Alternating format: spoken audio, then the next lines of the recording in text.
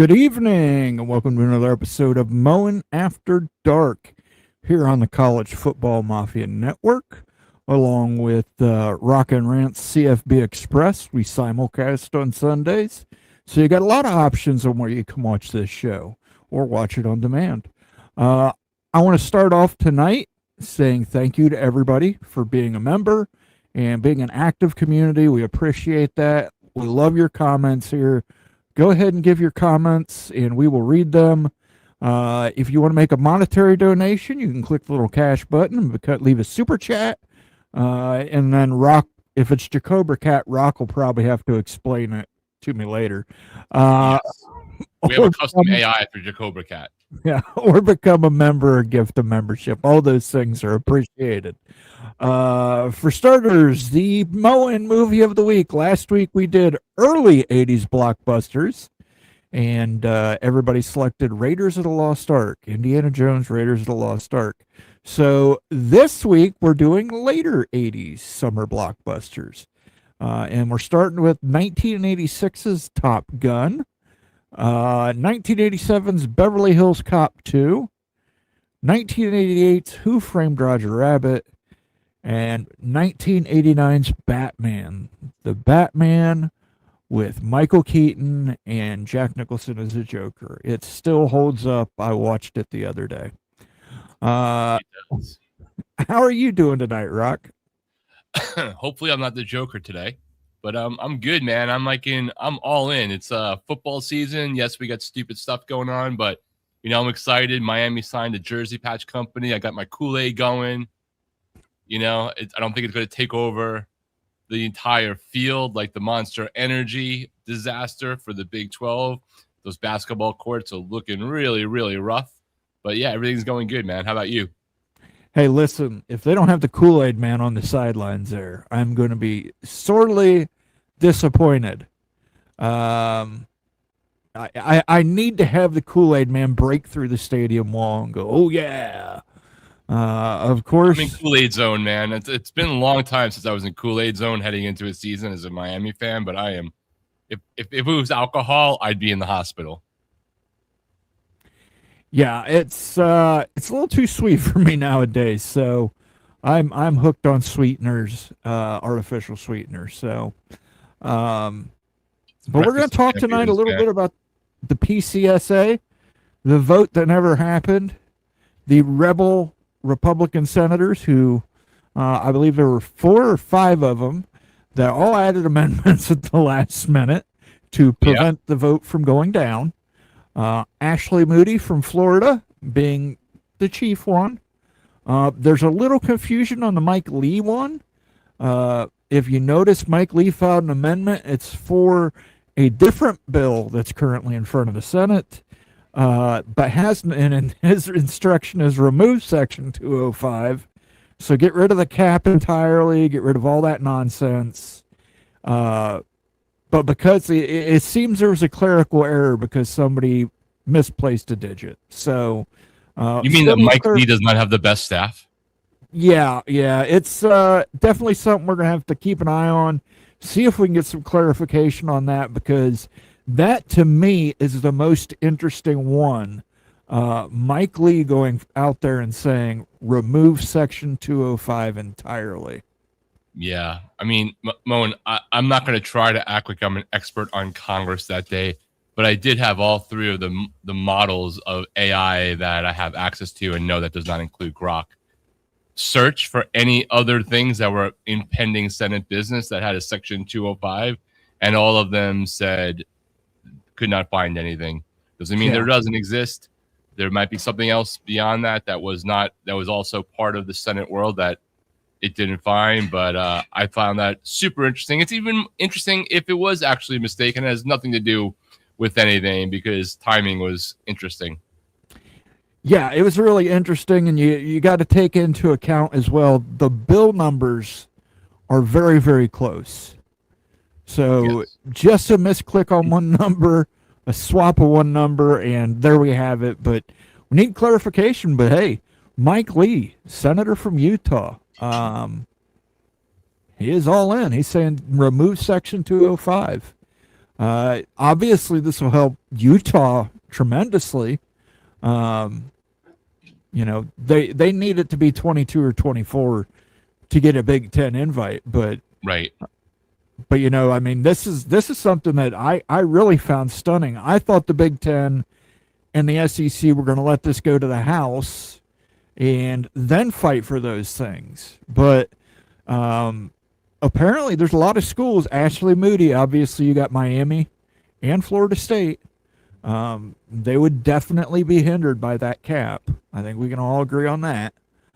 What are your thoughts? That real question, really, Moen, is: do you think that everything is discoordinated, and the Big Ten and the SEC were just going to let it go to the House, and schools who are not in the Big Ten and the SEC but aspire and think that they have a chance had started their lobbying because they wanted to have two swings at blocking it before they try to go to court later on down the road. So they went to their senators now, and they'll go to the House later, because if you're Utah or Florida State or Miami, whoever, right? There was a couple other amendments, but I don't really know how much they did or didn't play into it. You weren't represented in the room to begin with, right? Because the Big 12 and the ACC basically said, do whatever you like to us, Congress. We're here for the other things that will be okay. And unless Utah thinks that Cody Campbell had their best interests at heart, there was no representative there. And obviously, I have no idea for real whether or not Mike Lee specifically did or didn't just make a clerical error. I find it particularly hard to believe because I don't see another Section 205 somewhere, but maybe they meant Section 105. They got the numbers wrong on two places. But to say that there's no way that he would do this because it would not be good for BYU, I would like to introduce you all very much right now to, first, Senator Ted Cruz, he of Texas, the Conference of Texas and Texas A&M in the SEC, who did stuff that they might not like as conference members. And I'd like to introduce you all to Senator Maria Cantwell of the state of Washington, the great state of Washington, of which Washington State is part, but also Washington is part of the Big Ten. So you can't sit there and just say that, hey, your senator definitely wouldn't have done that to school X versus school Y, because we have two senators that, depending upon your perception, did that to their school's conferences. Now, to be clear, Washington State, among those various senators, got the rawest end of the deal, so I understand why she did that. But we were all surprised that Ted Cruz went down the Big 12, Texas Tech, Baylor, SMU, whatever road you want, and went against the SEC, the Conference of Texas and Texas A&M, who are perceived to have all the power in that state. Clearly, that's not true, at least for Senator Cruz. Yeah, very interesting stuff. And the other interesting thing I found was Ashley Moody, the senator from Florida. I think she's up for election this year. I think it's a special election for her. But she had her amendments, and one of them was basically a 180-day grace period. And at the bottom, there was something really interesting where it said, none of this section can take effect until January 1st of 2028. You're muted, Rock. Yeah, 2028. So much for 180 days, unless we have another person with numbers. Now, granted, that could be just 180 days if they think it wasn't going to get approved and passed and all the way through everything and implemented until whatever next July. But if they got passed and approved this fall, then it's not 180 days. It's a year plus. Yeah. It's, I don't know. It's complicated. But the bill is on hold. Maria Cantwell released a fiery statement where she said, this isn't the end. We'll figure it out in September. And, I guess we'll figure it out in September, but it's this is the story in the bill that will not go away. It is bureaucracy at its finest. One day it's dead, the next day it's alive, the next day the Big Ten endorsed it, and then you have individual senators throwing massive amendments onto the bill at the last second to prevent a vote on the bill. So very And interesting stuff. let alone the other things that were not necessarily amendments, right? Which some of those amendments might be people wanting things to actually get amended and they like the rest of the bill. Some of those could be deliberate poison pills without necessarily trying to seem like you're against that bill specifically, especially if you're a Republican and you know that the president of your party wants to get it approved. I think the backstory conversations that Cory Booker, who a year ago was starting with Ted Cruz to try to get something done, was now back channeling, trying to kill this bill. There's so many cross-wired political things on that. And, we've all been wrong multiple times. Bill is dead. Bill is alive. I call it the Lazarus bill. The 9 lives, Frisky Cats bill meets Lazarus. I don't know if we're on the 10th life or the 7th life. Depends upon what it is right now. It seems very difficult now to imagine a world where the Senate's not even coming back to vote on it, even if they have the votes. And by the way, shout out to Ted Cruz and your whips there who, I don't know, was it Tuesday or Wednesday of this week, said that they thought they had 80 votes to do this. And now they may not even have 60 or even 50, depending upon who you want to listen to. It's hard to imagine that the Senate gets to this in, the second week of September, theoretically. Does whatever they need to do, even if it has a guaranteed vote, through the amendments, gets it to the House in time. House schedules it enough, goes through whatever amendments they're going to do, gets to reconciliation with them breaking again in October for a month or so for campaigning. Or I don't know if that's the first week of October or second week or whatever. I find it extremely difficult, even if the bill is not dead, to imagine that calendar works for something to happen before Election Day. But, I'll keep out that 5% chance because this bill has had this weird trajectory. Yeah, absolutely. It is it is weird to say the least. Let's get some comments in here and rolling in here. First, we got Evil Badger 72. ESPN will push for special treatment for Notre Dame. No matter how many teams are in the playoffs. I think Notre Dame's days of being desirable or being the be all end all for both conferences are drawing to a close.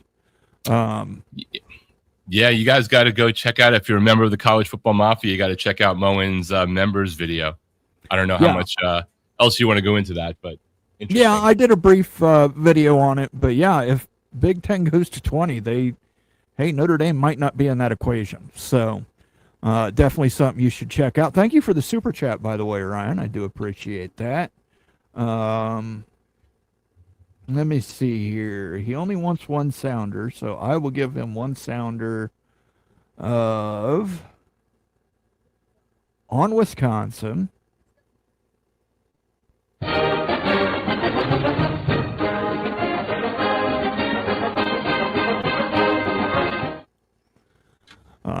And also, let's do a quick station break with a promo here. As soon as promos pulls up, who do we got here? Jennifer Lawrence. This is Academy Award-winning actress Jennifer Lawrence, and you are hanging with my two favorite YouTubers, Moen and Rock, right here on the College Football Mafia and Moen After Dark. Thank you, J-Law. We do appreciate it. Let's say hello to some people who got in here early, and get to some comments. Outlaw Skies was 5th. He says, go Buckeyes. Friends call me Sean just when you think there will never be a worse-run organization than the NCAA. Along comes the WNBA. I don't follow it, so I don't know what's going on there. Buckshot Kid says, oh, hey, Moen and Rock. Thank you, Buckshot Kid. Ryan Willie says, hi, CFM. Good to see you, Ryan. David Sabinosh. Good evening, Moen and Rock. Happy Sunday.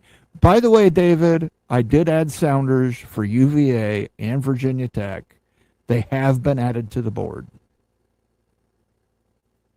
Thank you for reminding me. WNBA could turn into a co-ed league. I just don't watch WNBA that often. Greetings from the wilderness, Falso Rams. Let's go. Boy, old dad does not have a positive outlook on Florida State's season this year. I think you're muted, Rock. I said, then old dad loves me right now in my ACC predictions. Because I don't really know what Florida State wants, what their fans want. Yeah, that's the thing. It's tough when you're in that situation. Do you root to win? Obviously, you don't want to root against your team. You don't want them to tank to fire Norvell, but at the same time, if you root to win and he gets 7 or 8 wins, the administration might keep him. Yeah, like I don't know what that magic number is. We can ask De La Soul if they know, but I'm not really sure what that would be required. I think it gets scary, and I don't know crap. It's just my opinion, so it's okay. But I think it gets scary if it's 7-5, if it's a 2-win swing and there's budget issues and these things are still out there in the ether. Because I know there's also a lot of FSU fans that want to make sure they have as much money as necessary if they need to buy their way out of the conference sooner than expected. So yeah. I don't really know. I think at 8, it gets really dicey if you don't want him to go. And there's definitely a path for Florida State to do that. It's also a very possible path to go 4-8 if they lose a couple of games up front and they quit on Mike Norvell, because there has been a history of that happening. So I don't know. I don't know what Florida State fans really want from that, because it's tough. I know that when I was in a similar position, I was sort of like, well, I want to see some player development, and I still kind of thanked Dabo for putting an end to Al Golden in a definitive way. Now, unfortunately for us, we still had 2 more coaches to go. One of them was okay for a second, but it was retiring. But FSU's gone through 3 of them now. So the next one, maybe they'll hit. Yeah, Mark Richt was always a strange coach to me. He just could not get you to the mountaintop. He could get you right there. He had several strings of Georgia teams that you thought were just like 1 win away from making the championship game. Yeah. I always wonder for Mark Richt when it comes to the Georgia side, had the 12-team playoff been around and he actually got into those rounds, like would anything fundamentally have changed? Like would he win a national championship because he would have been in the playoffs every year? Would it finally break that way, even though it didn't really work for him in the BCS era moving into that? Yeah, I think you could ask the same question about the 4-team era. I think Mark Richt, he was just so close so many times, but lose to Georgia Tech at the end of the season, or he just have that one game where that's the difference. It's a game of inches. The other guy, Gak, says, hi everyone, good to see you. Daniel has let me know he has sent me a video, so there'll be a new short tomorrow on the channel. Coy34 wants to know if he can select all of them because they are all classics. Sorry, we only do one Moen movie of the week. That's just the way it is. Mama Duck Clemson Tigers, the notorious MDCT from Slim Pickens, South Kakalaki, says, hello all. Good to see you, Mama Duck. Appreciate you being here. Jay Chapman says, Osio, everybody. I hope I pronounced that right. I know it's Native American. Phil Sorensen says, hi. Good to see you, Phil. Minnesota Viking fan. Got a lot riding on Kyler Murray. Caleb Ramirez is here, and he says, hi, all. Thank you, Caleb, for being here. Thank you for sending me these articles. Skaven Yes says, hello, gentlemen. Good to see ya. Bruce Harris Law says, boomer sooner. You know what? I think, do I have? I'm sure I have it. We'll hear a little of that song.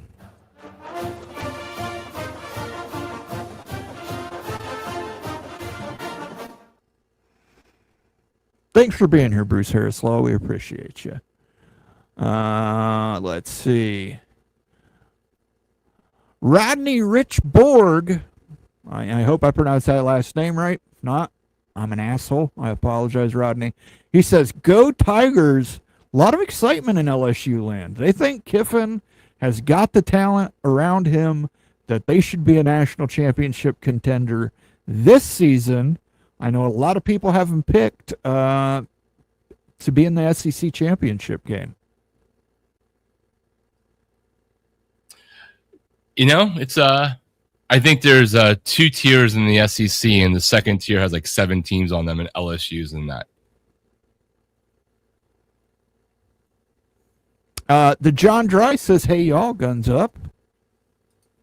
Texas Tech Red Raider. MBM 357 says, "Don't bring up the Big 12. You get to eat crow with the Kool-Aid patch. Eat lots of crow." At least I don't gotta eat that damn logo on my basketball court. And your field. And your conference named the Monster Big 12 Conference. It's not even the logo. Like, I had the Monster Energy logo is a pretty good logo. The application of it is not a good execution from a design perspective from what I've seen. I don't think that the Monster deal itself was a bad brand. I think the money part was not good. And I think the application we've seen of it has not been great. But I don't think that I think there was a path to a good deal financially and a good execution of a pretty cool logo for a lot of people, not for everybody. But I wasn't looking for a bank if I was the Big 12 either. Did they release the money figure on that Kool-Aid deal? I'm making shit up. $27 million, $9 million more than Ohio State. BYU football says Kool-Aid needs to lead the team out. I would be. That would be awesome. Kool-Aid through the smoke, a little bit spiked vodka, get it in through the gates. Don't have to buy a $20 beer. That would be great. Yeah, listen. Hey, I know dotting the I is a very revered tradition at Ohio State, but I would let the Kool-Aid man do it. I would let the Kool-Aid man dot the I. That would be cool. Aid.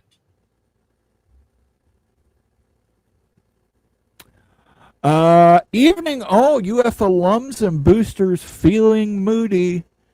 Yeah, I think she's got some Florida State guys on her staff as well. So I'm sure they were pushing her. I'm sure they didn't have to push her far, but yeah, when they saw the cap was 19, that was panic. That was panic mode for some teams. Florida State had spent the money, done the lawsuit in order to, get out of the ACC, figure out what the number was, and yeah, just did not work out for them until Ashley Moody stepped in.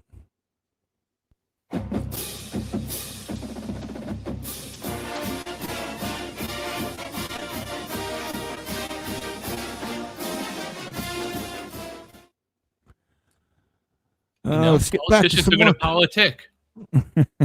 Go. I hate the government. They all burn in hell. Reality. Just for clarity, government. That's Reality Witness. Please don't look into Moen or Rock. Yeah. Our financial situations, nothing like that. I'm not. Good job, government.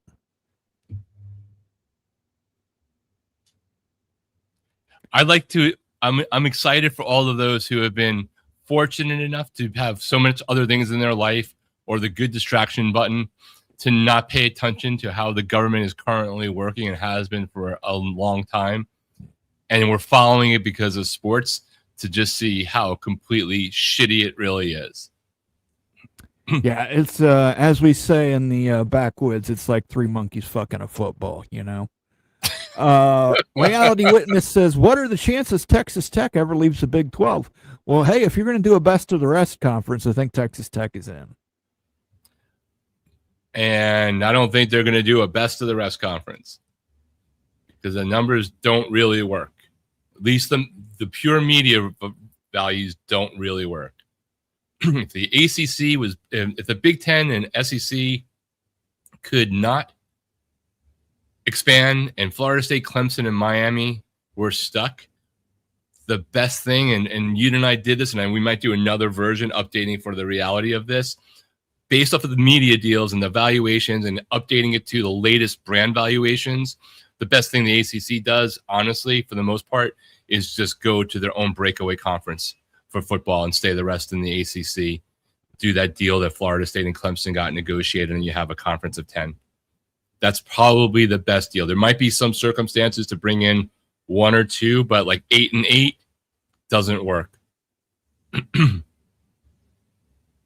Financially, from a media perspective, not for all the other things about conferences and relationships and research and blah, blah, blah, blah, blah, and not about whether your school sucks or doesn't suck, because that's not what I'm talking about. Yeah, the other issue is the Brendan Sorsby, dying on the Brendan Sorsby hill was just not a smart move. Yeah, I think it did irreparable damage to Texas Tech. C. Curtis says, screw ESPN Notre Dame. I agree with you. I concur.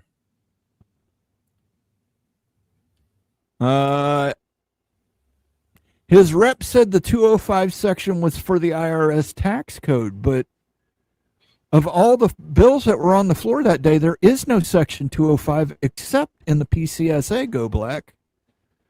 So I'm not sure what's going on there. Clerical error, maybe I'm wrong and they wanted section 105 like Rock said. I don't know. We'll have to see the clarification when they come back from their 14th vacation of the year.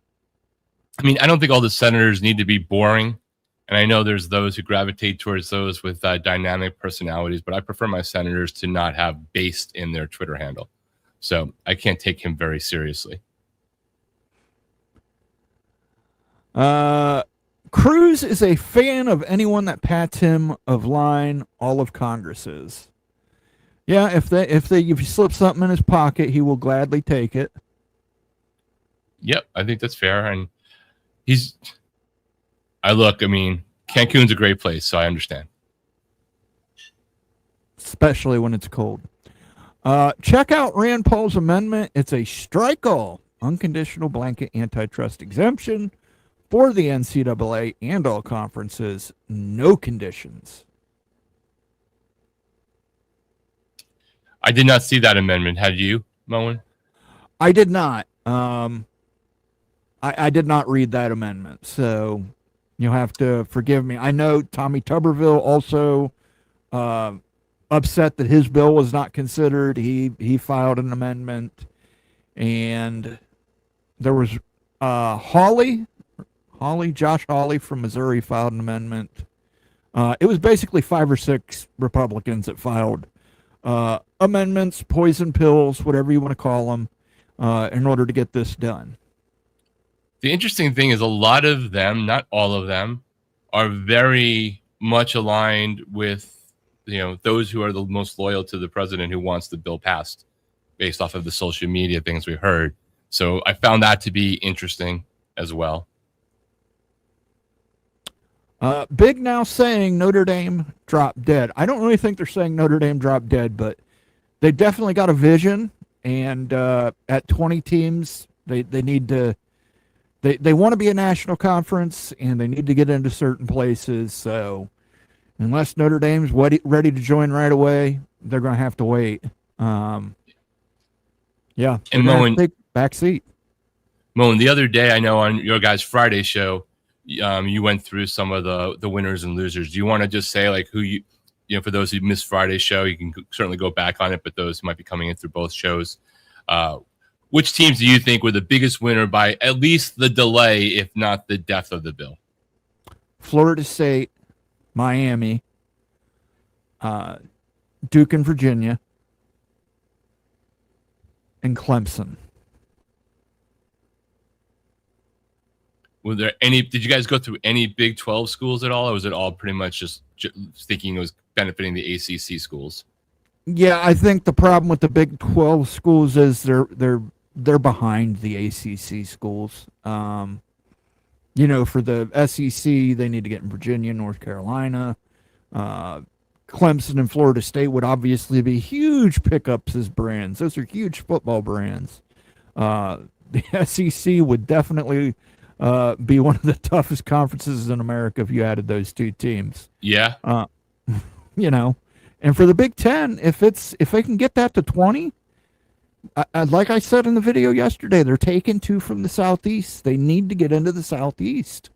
It's it's a problem for them. They don't have any representation down there. So Georgia Tech would be another one I say was a winner. Although we don't know what Georgia Tech is doing, because Georgia Tech has, as far as I've heard, done absolutely nothing in realignment. They haven't advocated. They haven't reached out to people. So I don't know what Georgia Tech's doing, but we'll see. Tur30 Will says poison pills. There you go. Agree. Old Dad says the PCSA is bread and circuses. I don't know that I disagree with that, but I think that's true of pretty much any legislation anymore.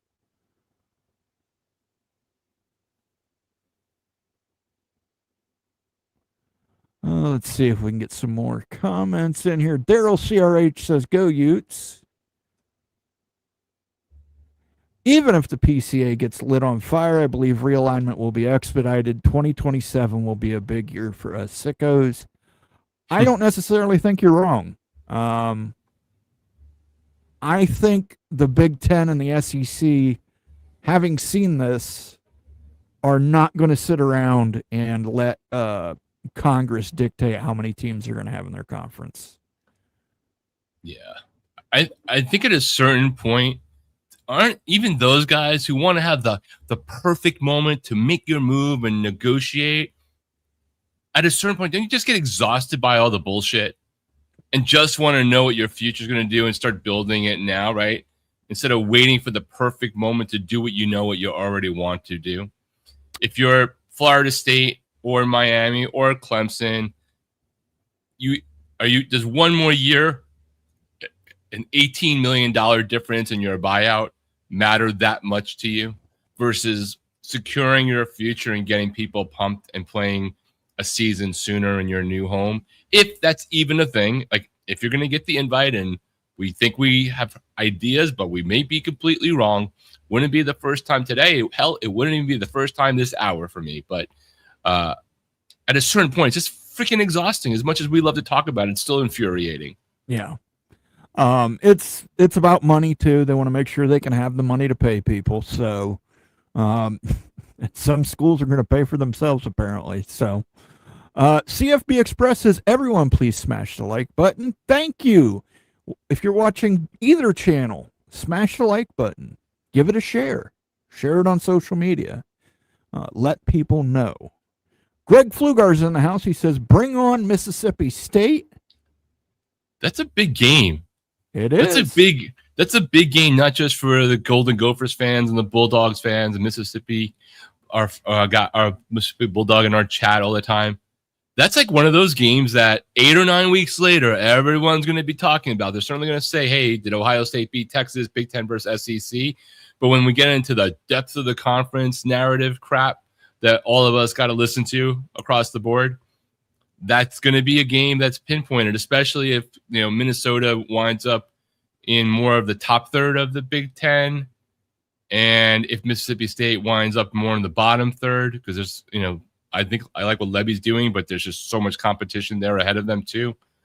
Bigger game than I think people realize. Yeah, I think the strategy in that game is Minnesota's got to get up early. We've seen in the past some of these out-of-conference games with Minnesota where they've let teams hang around, and then you get beat by North Carolina. So, Bulldog Mississippi's in the house. He says, evening, Mafia. Good to see you, Bulldog Mississippi. There he is, just like that. Sure he is stoked for that Minnesota game. I am sure. I love their quarterback, too. Actually, I like both of their quarterbacks for that game. MBM is saying Florida State will play Oklahoma State in the college football playoff. MBM, I don't know if it's legalized gambling where you're at, but if you truly Did you leave out that, a year? Yeah, I think you left out a year. Yeah. What year? No, put that bet in. If you think that's going to happen, put that bet in. You're going to bet $5. You're going to have super long odds, and if it happens, you're getting paid. Hey, OSU at least is in my Big 12 predictions that I put out earlier this week is my chaos agent, like the one that I could be completely I have no freaking idea, because they could be 10th in that conference, or they could be in the freaking college football in the Big 12 championship game. To me, like, I could see both of those happening. Yeah, FSU, I don't see the former. Yeah, I could definitely see them being the spoilers of the Big 12 conference and beating somebody that's a double-digit favorite over them, and beating them by double digits. Yeah, like if you take all of the teams that got a new coach and their coach sort of did a version of the Kurt Signetti plan, they're one of the 2 or 3 of the 7 or 8 of them that has, I think, the better chance based off of their schedule, their conference, whatever it might be, of being an Indiana light kind of thing. Because I'm not going to predict anyone to do exactly what Indiana did in Signetti's first year, because it's really not been done that way before. But at least, Oklahoma State has a history of being good in the recent memory, not the losing its program ever. Sure. David Sabinosh says, may I hear the UVA one? Yes, I put it on here for you. I'll let you go ahead and get a freebie.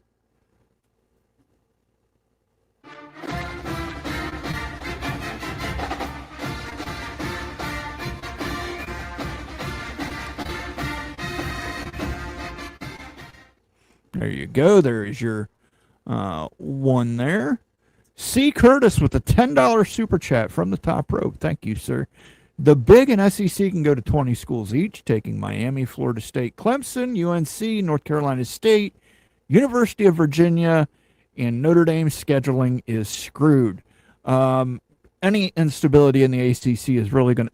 If Clemson goes to the SEC, and I know I've brought this up, I know they have a contract with Notre Dame, but listen, if you're staring at a 9-team SEC conference and you've got Alabama, Georgia, maybe Texas, I think John Summerall is going to do really good at Florida. I think Florida is going to be majorly improved.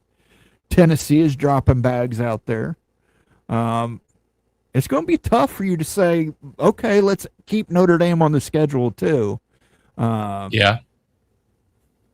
Especially if the playoffs aren't expanded. If it remains 12 teams, you're asking a lot from Clemson. So I wouldn't be so sure Clemson would continue that contract. We've seen it definitely this week. Notre Dame dropped Indiana in order to bring back the USC rivalry. So, yeah, let's get through some more of the comments, but let's definitely talk a little bit about that playoff conversation that's going to happen this week too. Yep. Let me go ahead and play a sounder for you. Let's see. Here we go. Despite repeated warnings from your government and local civil authorities, the scourge of mowing after dark continues to spread unabated. Make sure you have a week's worth of canned food and clean water. Rest assured your local authorities are doing everything to prevent further spread of mowing after dark and the college football mafia. There you go. Steve Moserfi. Why isn't Kansas basketball ahead of Virginia? I get the other 5 ACC teams. It's a good question, Moen, right? If you think about it from the perspective of if the media portion of the deal is 20% basketball, well, Kansas would over-index on that, and their AAU, right, all that stuff. So they would disproportionately weigh in on basketball to overcome other issues. But again, for the Big Ten and or the SEC, it's really probably more just about the value of adding the flagship in a state the size of Virginia versus adding the state of Kansas into their TV networks. Yeah, definitely. It's an interesting proposition, but I think the Big Ten has a vision, and I think the SEC have a vision, and I think that vision is the Eastern Seaboard right now. I think the Big Ten wants to add 2 Southeastern schools. They need to get into the region. The SEC, they want to solidify the region. So it's Kansas might come into play, but I think Kansas probably comes into play later on. Kane Thing 24. I'm fine with staying in the ACC until we have to leave We have the benefit of keeping our revenue if we make it to the playoffs. We made like 20 million and got to keep it last year. Yeah, and that makes all the sense in the world. And Moen, you can correct me if I'm wrong, but it's so the ACC basically says for any one of their teams, you get to keep all of your playoff, your bowl revenue, right? But this year going forward, all of the teams in the Power Four basically just get a straight payment for the college football playoff. The Big Ten and the SEC, every team, and if you come in like last, gets like 21 or 22 million. Every team in the ACC gets like 13 million, and the Big 12 gets like 12.8 million, if I'm not mistaken. Yeah, new payout structure. So we'll see if they benefit from it. I mean, but they got to get to the playoffs. You got to put the money in the roster. So trust me, Ohio State knows that better than anybody. Big Ten has had extensive conversations with both TCU and SMU. We shall see how it goes from here. I have heard from somebody tied to a TCU booster that the Big Ten made very early things and told TCU the things that they were looking for in candidates. I don't know that it's gone beyond that. The SMU thing, I have not heard the SMU thing. So, but hey, it's a big market. It's in Texas. Maybe the Big wants to compete in Texas. So we'll see. Stephen Moserfi says we're all better than Rutgers. And what do you think about Rutgers? Fine academic institution, Rutgers. Two Master says the MD 2012.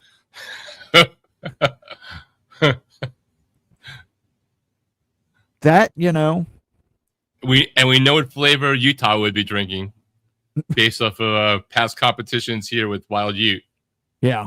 Except you can't buy it in Utah. So unless you order a case, and apparently then they can still tell you no. I don't know. The alcohol laws in Utah are weird. But you can get medical marijuana. They don't really stop you there. So smoke up, Utah. Greg's Disney Adventures is here. He says, hey, everyone. Good to see you, What's Greg. Up, Expedition Greg? Go Buckeyes. Hey, Mon, I got a quick question for you. Sure.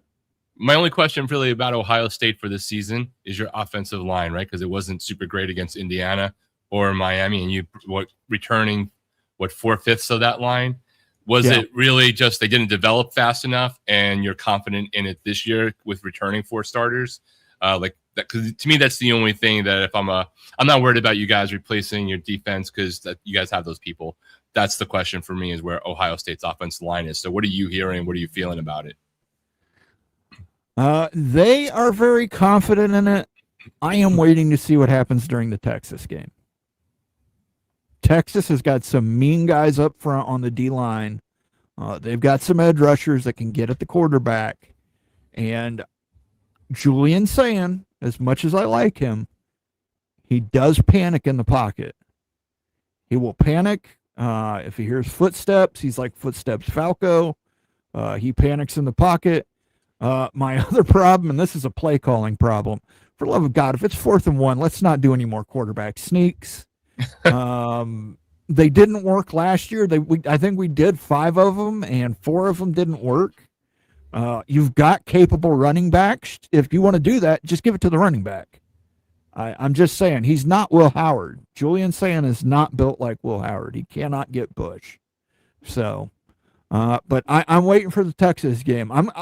My season's going to be dictated to how well that Texas game goes.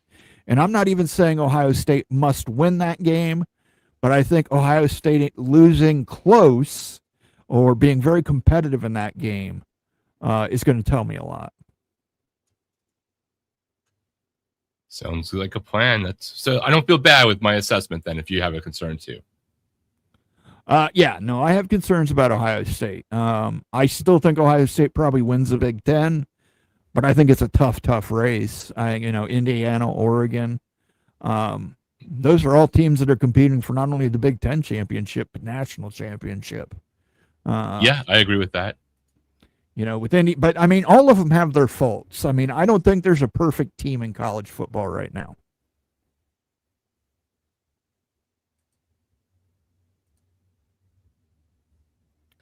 AFKA says, here, rock, far left and right swing idiocracy back and forth. Moderate critical thinkers just have to go through life rolling their eyes because they don't want to deal with either. Absolutely, man. If it was a requirement that you had to have intellectual consistency on the same topic, regardless of whether your team was in control or not, this country would be a way better place. Yeah, I say just give it all over to the computers. Yeah, because what could go wrong? It's not like AI isn't already hacking itself. Skynet is so much closer than Arnold ever thought. It's so much closer. In the meantime, though, we can make really good visuals for our YouTube shows. That's true. We all bitch about AI and data centers, but we all use AI. So, Mama Duck Clemson Tiger says, money, money, money. Let's use that comment to roll into the conversation about the college football playoff format committee. This is a committee between the Big Ten and the SEC, where they're going to be discussing potential further format changes to the college football playoff. That meeting will be tomorrow, and the two topics of discussion are going to be 16 and 24. The SEC is probably going to push the 16, and the Big Ten is probably going to push the 24, and the Big 12 and the ACC are going to kind of, figure it out. But what do you think? Do you think we actually get a decision tomorrow, or just more fluff until they meet next time? I think we get more movement towards the inevitable. I believe that there will be a decision by December on that, right? And I think we'll hear positive movement. We'll hear platitudes, but there's not going to be an answer tomorrow because they still don't really know. Hopefully what they have happening tomorrow is somebody actually coming in and giving them an idea of how much money every scenario going up to 16 to 20, whatever you want to call it, playing, no playing, 24, how much money that's going to bring so that everybody can try to make an educated decision on what would happen if they have to forego their conference championship games, if they need to do play-ins, and that's a cut down, but you get more from the playoff. Hopefully they are smart enough after all this freaking time to get that together to present to everyone who needs to know. Ultimately, the Big Ten and the SEC are going to decide.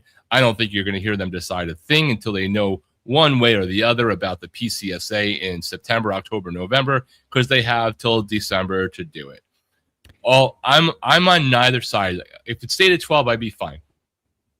I just want them to go to whatever they're going to go to and stay with it for more than 3 freaking years.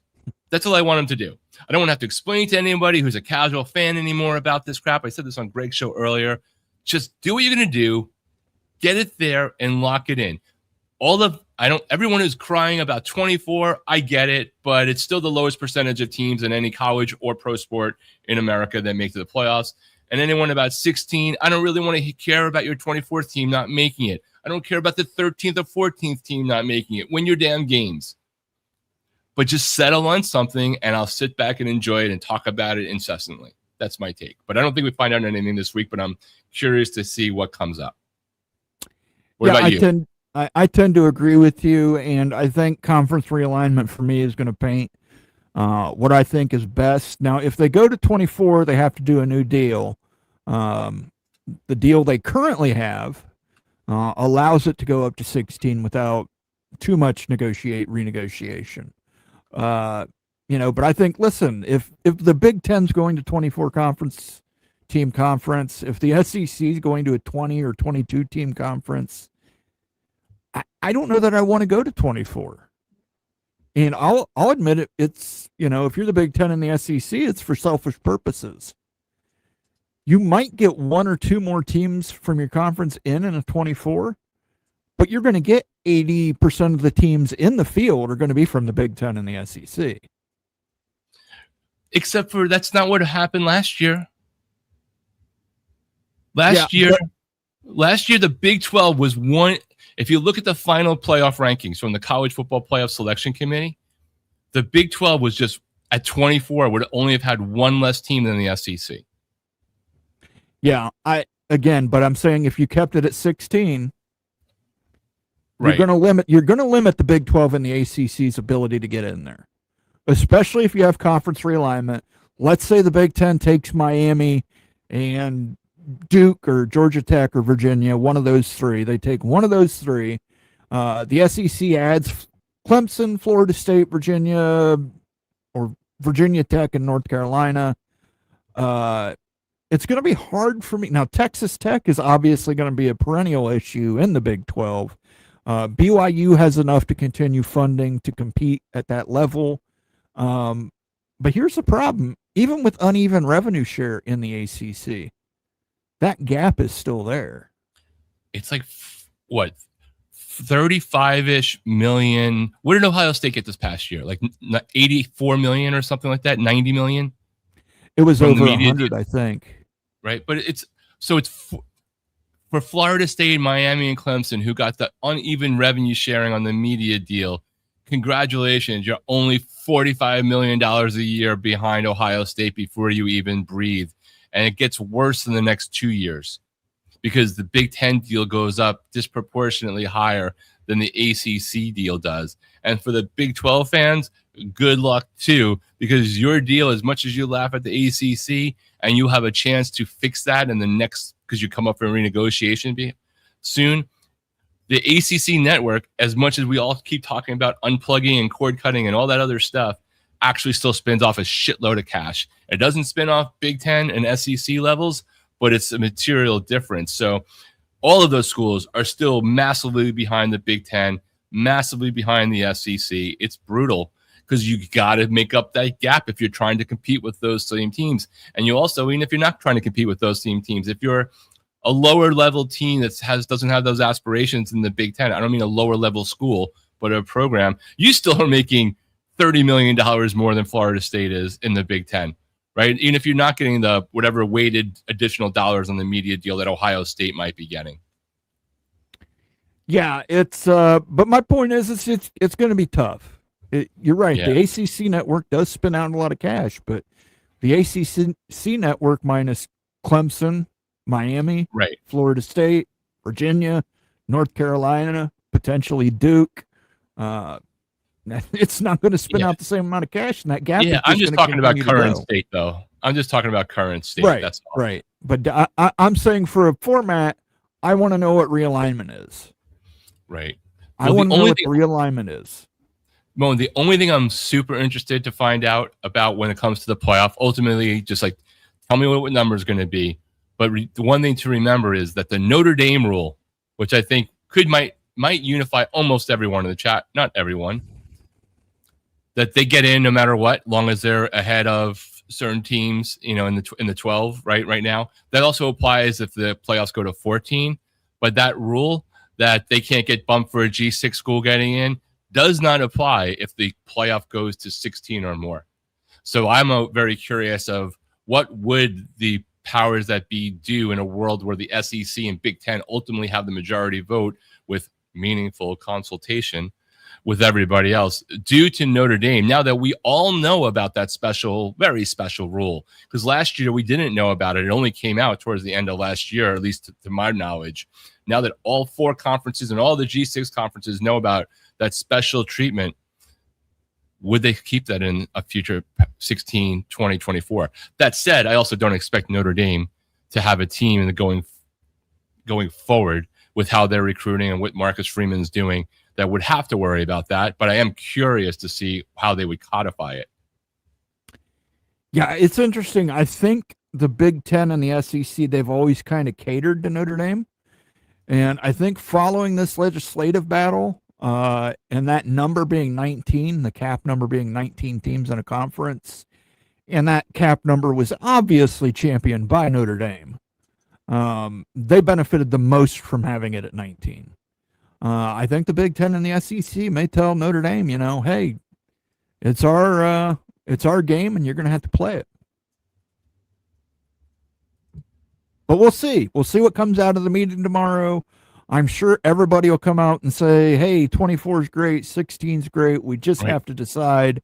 And when we get our next all-inclusive paid vacation to Boca Raton in an executive meeting room and get to eat all this beautiful buffet of free food, maybe then we'll figure it out, but maybe we won't. It kind of reminds me of someone being on jury duty and just that Simpsons episode where he just wanted to continue to get the free hotel room and all the free room service. Yeah, we're going to have to go through an episode of what currently unfulfilled prognostications the Simpsons have open that's around our world that we need to keep in mind for the upcoming season and year, because there's always one. Yeah, I haven't watched The Simpsons in probably 15 years. I mean, it literally, they had a meta joke in there in the early season. The Simpsons are going to Delaware. It's literally become The Simpsons are going to Delaware. And that's the storyline for this week. That's a show that should have been killed off a long time ago. First 8 to 10 seasons are great. Rest of it, I would have killed off. Would you have killed off South Park, though? No, but South Park's always maintained excellence. That's right. My point. I mean, if you can keep maintaining it, and I would argue South Park's got better over the years. So, but The Simpsons has just got worse, and I think it just ruins the legacy of the original Simpsons. But hey, that's just me. I'm so ready for this season to start. I'm with you. Looking forward to that Texas game most of all. I think that's going to determine for me, what we're looking at. Stephen Moserfi says, nah. Kansas should be ahead. Should absolutely be ahead of Georgia Tech. Again, I think you have to look at the value of what they want. I understand, yes, Kansas is a much more attractive basketball brand than Georgia Tech is, than Virginia is. It's going to be debatable on North Carolina and Duke, but yeah, I mean, they're looking to get into new markets, and the Big Ten wants to get into that southeastern corridor. And the SEC wants to strengthen that southeastern corridor. So, it's not a slight against Kansas. It's just they've got a vision for themselves. Daryl CRH says, go Utes. Kenneth Maynard says 27 days until home opener in the Swamp. Excited to be there in person. I can't imagine what the weather's going to be like down there, but swampy. Yeah, swampy. Jay Chapman says no SEC expansion without North Carolina. Okay, we'll give you that one. Kenneth Maynard says don't sleep on Mississippi State. I feel bad for Levy because I think that he's building that team. You just might not see it in the record. Listen, it's tough to be Mississippi State in there having to recruit against LSU, Ole Miss, Alabama, Auburn, and Georgia in Tennessee. So, I mean,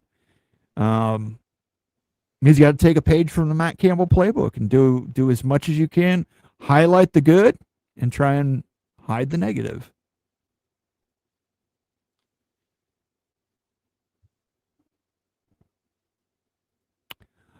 Jay Chapman says we will always be the most hated conference. Well, that's true.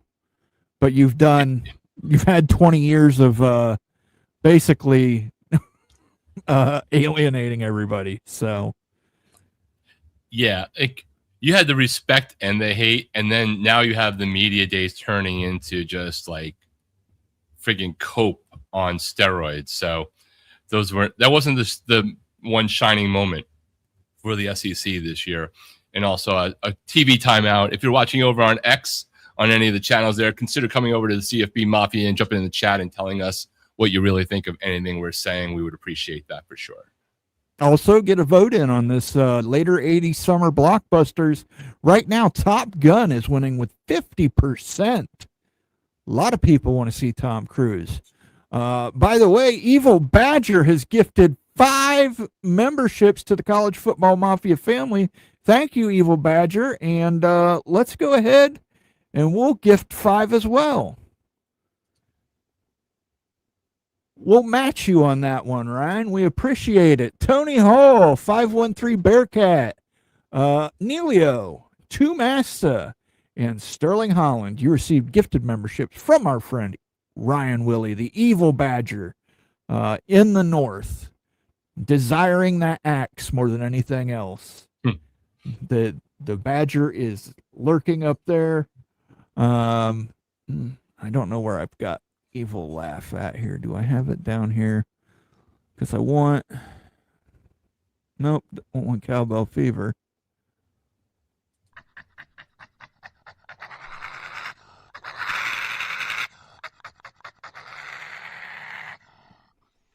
That evil badger, he desires the axe and he's gifting memberships. Thank you, Ryan Willie, for that.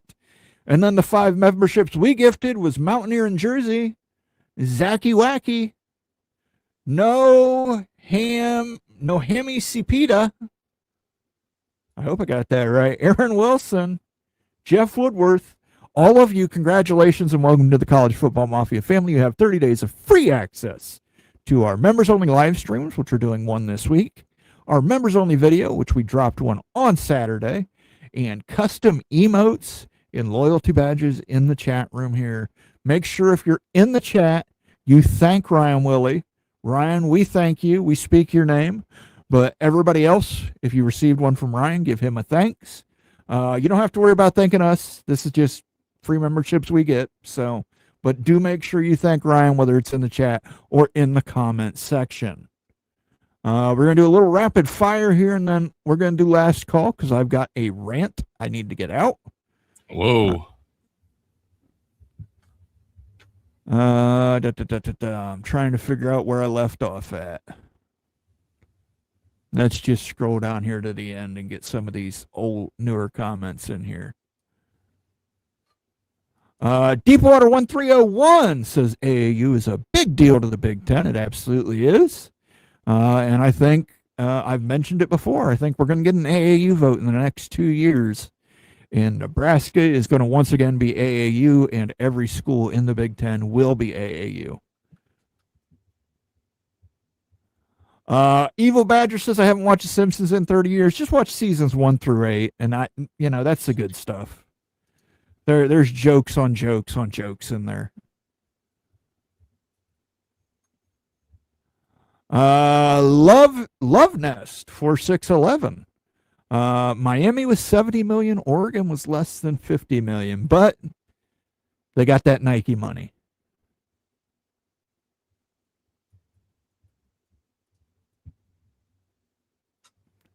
We got Anthony TV 414. I really want 10 team conferences again, 10 in ACC, 10 in Big East, 10 in Big 10, 10 in Big West, 10 in Pac-10, 10 in SEC, 10 in Southwestern Conference. Notre Dame still independent along with Air Force, Navy, or the service academies. I wouldn't have that issue. I just don't have that time machine. I would be totally fine with that. I would be fine with that. And I'll tell you, Anthony, you're probably, I don't know if you're a viewer over on College Football Express or a new viewer here, but I've postulated many times. I actually did a members-only video on the channel that had Notre Dame join the Big Ten when Penn State joined the Big Ten. You probably would not have the conference realignment you have now. I think everybody probably would have got to 12. Everybody would have had a conference championship game. And I think we probably would have got to a 4 to 16 playoff a lot quicker. But hey, that's just me putting it out there and saying this is what I think could have happened, but it didn't happen. Notre Dame could have saved everyone. That would have been mission driven, and they just couldn't do it. Yeah, the Big Ten, because the way the laws were set out in the NCAA, you had to have 12 teams to have the conference championship game. That's why the SEC had the conference championship game before most conferences. You got to get to 12. Got to get to 12. So the Big Ten had to get to 12, and Nebraska wasn't happy with the Longhorn Network, and they took Nebraska. But if they already had Notre Dame in the fold, would they have taken anybody? Probably not. Missouri and Nebraska and Colorado. Well, Colorado is in the Big 12 again, But those teams that fled the Big 12 would probably still be in the Big 12. But again, I'm just, that's alternative history. You can disagree with me, Notre Dame fans, but I think if you would have joined with Penn State, I think it would have been great. Stephen Pitt says, would you think that a 11-1 Big 12 team should be in the CFP over an 11-1 Sun Belt team? Well, I think you got to compare their strength of record and the teams they played.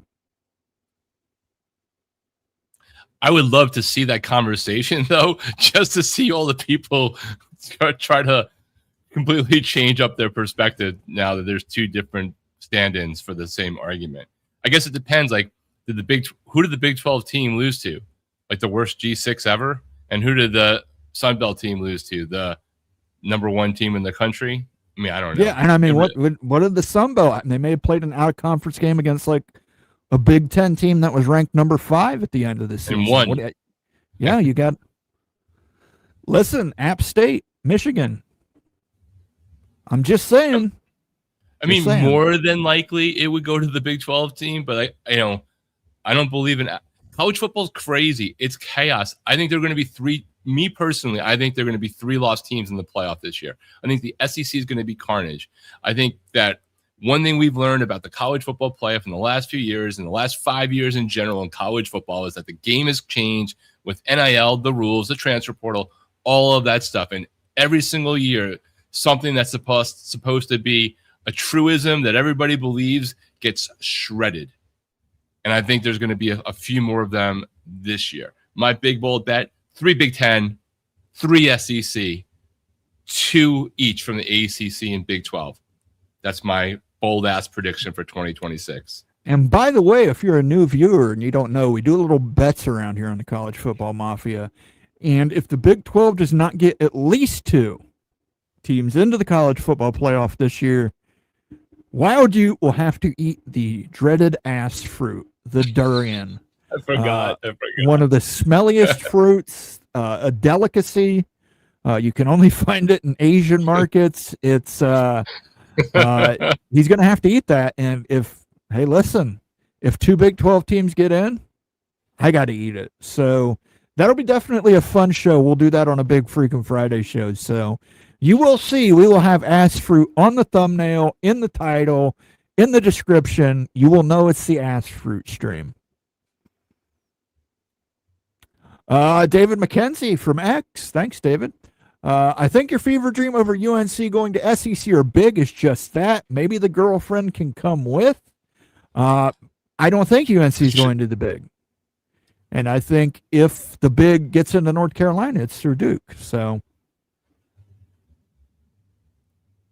David's been having some definite feelings and thoughts about conference realignment and everything with the PCSA lately on his Twitter.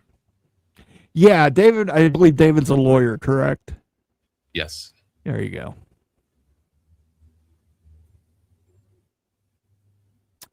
Antoine Johnson, good to see you, sir. He says Top Gun was boring and Batman was the best thing since sliced bread. Probably because I was 4 when Top Gun came out and 7 when Batman came out. I'm sure I fell asleep halfway through Top Gun.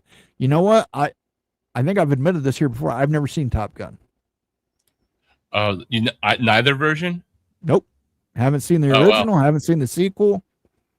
Yeah, the first one was a big deal when I was a kid at that time, because Grumman used to be right where I lived, and before they got absorbed into all the other defense contractors, they had big screening in the theater that was behind my house for all the Army bigwigs all the Navy bigwigs when that was coming out.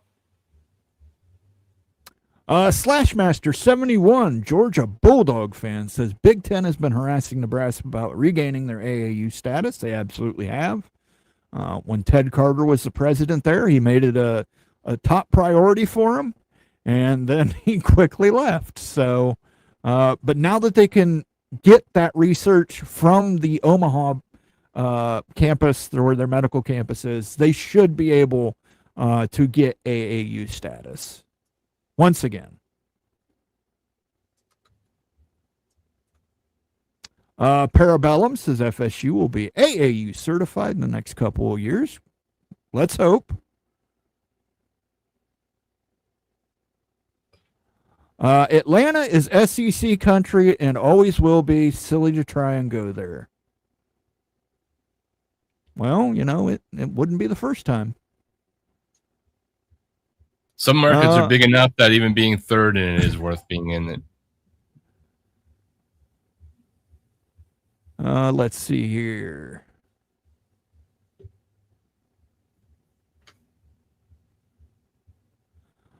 Well, let me see if I can pull this comment up. Why can't I get this comment to pull up? Well, apparently it has decided I cannot pull up comments, so I cannot hide comments. It's StreamYard, though. It's a feature, not a bug. Which comment? Let's see if it's a you error or a me error, or both of us error. I mean, I can't even... There we go. It must be a me error. CFB Express with this rock says, being third in Atlanta, a top-tier market, is still an upside for them. Plus, Big Ten carriage fees go up in a state they have a team in. And you're absolutely right. Atlanta is a top 10 DMA. They're expected to be a top 3 or 4 DMA within the next 10 to 15 years due to population growth there. Lots of growth in the suburbs of Atlanta. All right, let me pull up the super chat. Evil Badger says, if 2 Big 12 teams get in, I have to gift 20 memberships. If they don't, Wild Ute has to give 12 memberships. Hey, Ryan, what are you trying to do to me? You know I want 20 gifted memberships, but I don't want to eat ass fruit. I don't want that. You'll have to, thank you for the super chat, but you'll have to clear that one with Wild Ute. As far as that goes, that can be an addendum. That can be a side bet, side action between you two. But the only thing Ute and I have on the menu is ass fruit. So, but thank you for the additional super chat there, Evil Badger. I do appreciate it. Let me get my soundboard back open. And let's see. We'll do a promo here. This is Your Majesty, and you are watching the delightful musings of Rock and Moan right here on Moan After Dark. It's a jolly good time. Thank you, Your Majesty. We appreciate that. Thank you for the super chat, Ryan. I appreciate that as well. I'll give you another sounder. I know that's more of a promo for us than you. I'm trying to find, here we go, evil laugh. There we go. I'm going to do a couple more comments here. If anything you want to say, have to say, it's going to have to be a super chat. We just got too many comments between both chats here. And I do appreciate, I love when you guys are engaged like this. Crazy to watch it fly through, though, man. The only thing that bugged me about Top Gun Maverick was the unnamed generic enemy. Great film. That's probably because you have to cater everything to China anymore. It's weird. Just look it up on YouTube. I mean, there's films that are made in America that they take to China and they just, if there's a black character, they erase it. They just erase that black character from a film. All right, like, well, we got to do it for China. Well, I mean, China might want to get used to the fact there's black people. Solar Null says, I think the big wants Nebraska to regain any status after Frost. Well, then they should have helped to buy out Matt Rule instead of giving him a contract extension. I never understand. Don't get it. At some point, Nebraska will make a competent coaching hire. Hey, maybe at this point, go ask Bo Pelini. Dave's here. Good to see you, Dave. He says, Sherman's ratings were poor in the ATL. Absolutely. Did not get favorable reviews. Timothy Green wants to see me eat ass fruit because he says, Evil Badger, I hope you win. Thank you, Timothy Green. Appreciate that.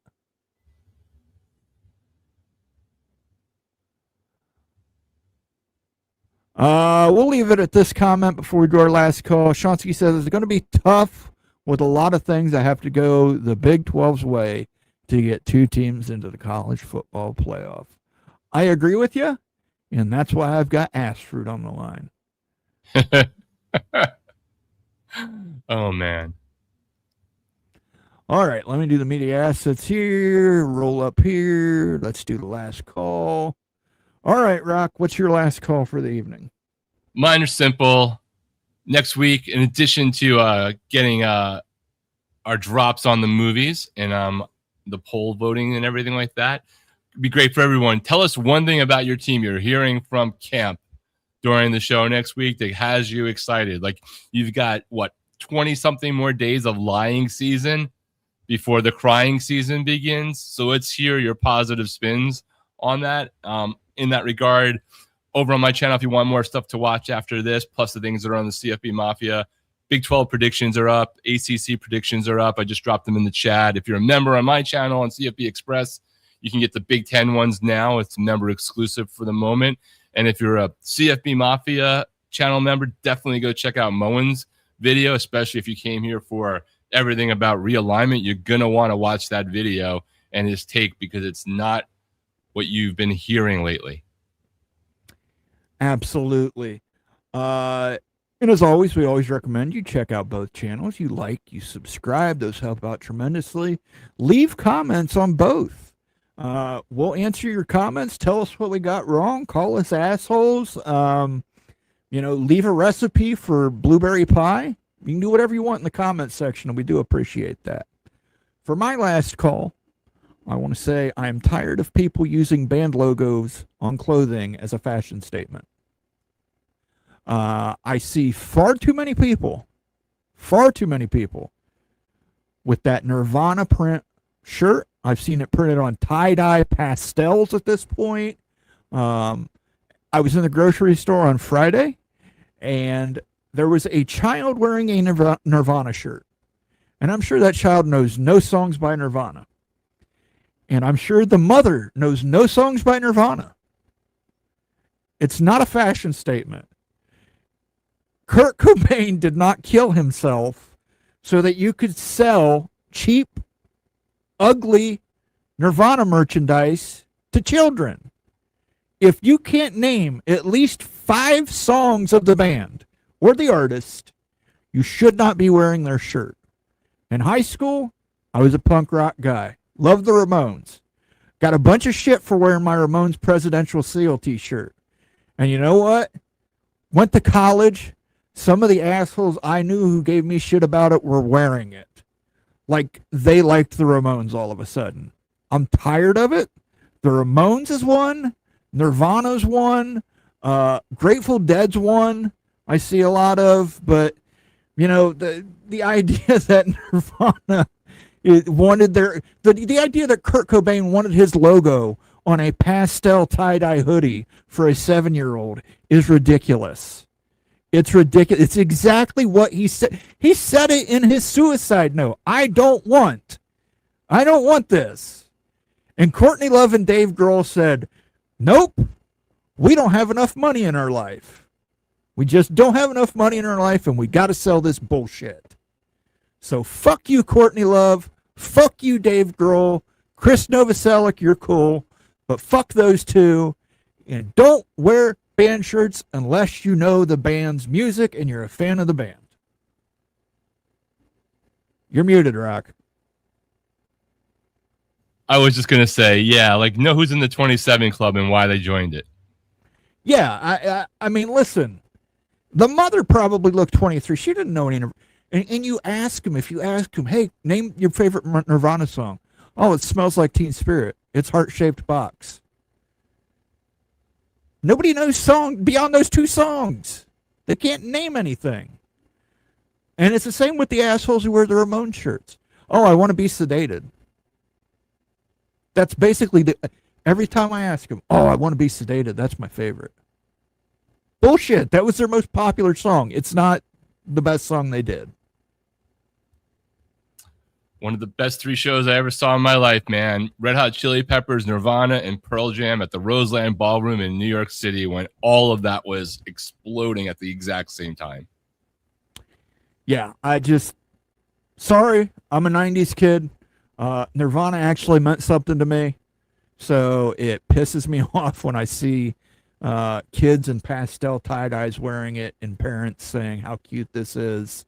They literally broke into the news on MTV and the news, and they went live because of how traumatic that moment was when he did what he did. Right, and it's like, read some of the lyrics from Nirvana to your kids, and then consider having them wear Nirvana shirts. The man literally wrote a song called "I Hate Myself and I Want to Die" that talks about screwing coral into the head of a child to make it look like a deer. Moen, this is the complete opposite, but under the same vein of read the lyrics first. I remember going to see my niece's cheerleading competition during the moment the song was hot, and watching everybody in the crowd singing because they were doing their routine to Soulja Boy.